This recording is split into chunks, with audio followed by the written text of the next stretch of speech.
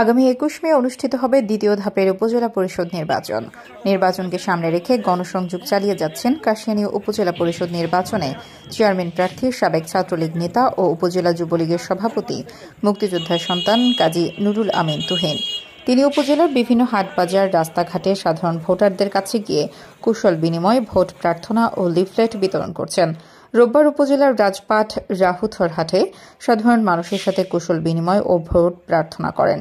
এ সময় তার সঙ্গে উপজেলা আওয়ামী লীগের সহসভাপতি শরাফত হোসেন লাবলু, ঢাকা মহানগর উত্তরের মুক্তিযোদ্ধা প্রজন্ম লীগের সভাপতি মোল্লা খালিদ হোসেন লেবু সহ কর্মী সমর্থকরা উপস্থিত ছিলেন।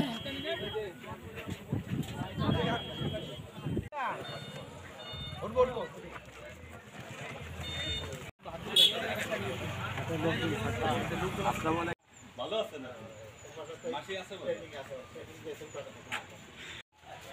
নোয়াখালী জ্যোতির মাইস্টারের একদম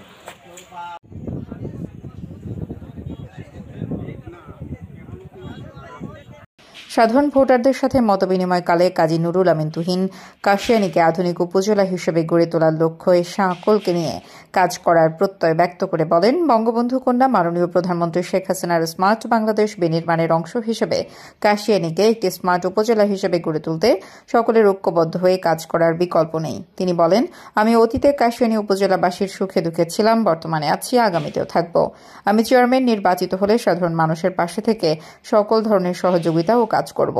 এজন্য তিনি সকল শ্রেণী পেশার মানুষের কাছে দোয়া ও আশীর্বাদ কামনা করেছেন।